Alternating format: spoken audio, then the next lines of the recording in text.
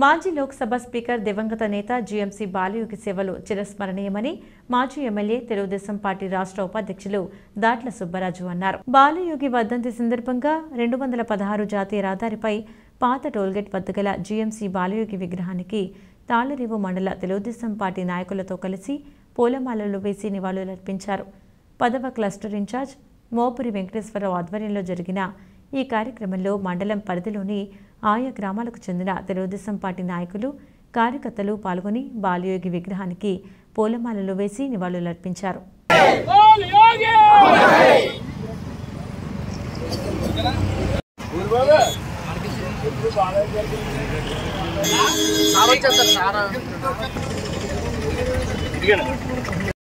పేరు పేరున జన సైనికులు కూడా అందరికీ కూడా పేరు పేరున హృదయపూర్వక నమస్కారాలు తెలియజేసుకుంటూ, ఎందుకంటే ఈరోజు హరీష్ మాధుర్ కూడా అమలాపురం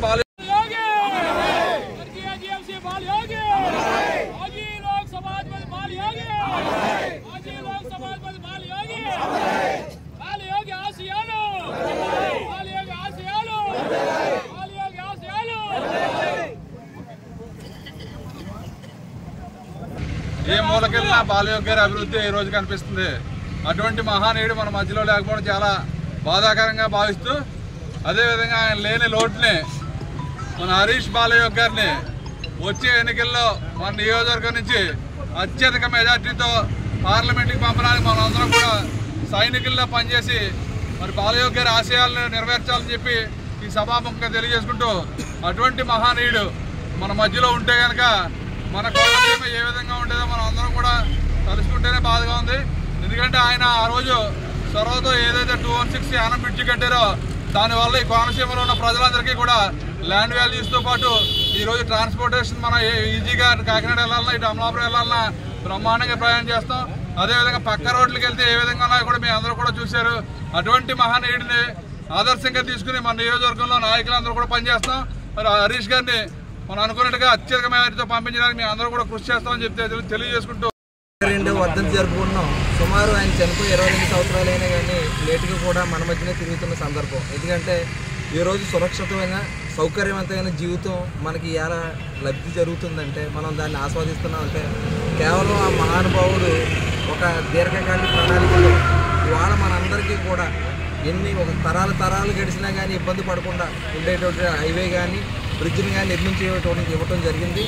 మరి ఈ రోజు మనందరూ కూడా ఆయన రుణం తీర్చుకునే తరుణం వచ్చింది. ఇందులో భాగంగా ఆయన కుమారుడైనటువంటి హరీష్ గారిని భౌతికంగా మనందరి ముందర తిరుగుతున్న ఆయన రక్తాన్ని మనం కాపాడుకుని మన కోనసీమని రైల్వే ద్వారా మరింత అభివృద్ధి తీసుకెళ్ళడానికి ఇది ఒక మంచి అవకాశంగా అందరూ కూడా ప్రయత్నం చేయాలని మరి ఈ కార్యక్రమానికి విచ్చేసినటువంటి తాళ్లరేవు మండల తెలుగుదేశం పార్టీ కుటుంబ సభ్యులందరికీ పేరు పేరున ధన్యవాదాలు తెలియజేసుకుంటూ, బాలయోగి గారు ఆ విధంగా రోడ్ల మీద ఎంతో ఆసక్తితో 214, 216గా ఇది అభివర్ణించి మంచి వంతెన నిర్మించడం వల్ల మనం చాలా సుఖపడుతున్నాం. ఆయన లేకపోవడం నిజంగా చాలా దురదృష్టకరం. ఇప్పుడు ఆయన కుమారుడు హరీష్ మాధుర్ గారు ఈ లోక్సభకి మన అమలాపురం పార్లమెంట్ నుంచి నిలబడుతున్నారు. గతంలో ఏంటంటే మనకి టికెట్ లేట్ అవడం వల్ల ఆయన విజయం సాధించలేకపోయారు. ఇప్పుడు ఎక్కువ మెజార్టీ తోటి ఆయన తప్పక విజయం సాధిస్తారు. ఈ బ్రిడ్జికి నేను మార్కెట్ కమిటీ చైర్మన్గా ఉన్నప్పుడు 2 కోట్ల రూపాయలు మార్కెట్ కమిటీ నుంచి ఇవ్వడం జరిగింది. ఆ విధంగానే సోదరి మన రామలక్ష్మి గారు ఆమె ఒక డైరెక్టర్.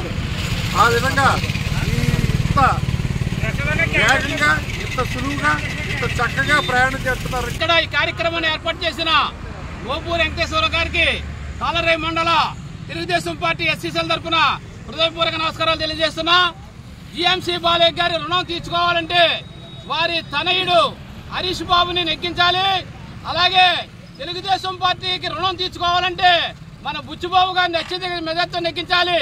అంతే తప్ప చనిపోయిన రోజుని పుట్టినరోజుని దండలేసినంత మాత్రాన వారి రుణాలు తీర్చుకున్నట్టు కాదు. మనకి ఏదైతే డెవలప్మెంట్కి సహకరించారో మహానుభావులు, అటువంటి మహానుభావుల్లో మన జీఎంసీ బాలయ్య గారు ముఖ్యులు. వారి ఆశయాలన్నీ కూడా డెవలప్మెంట్ మీదే.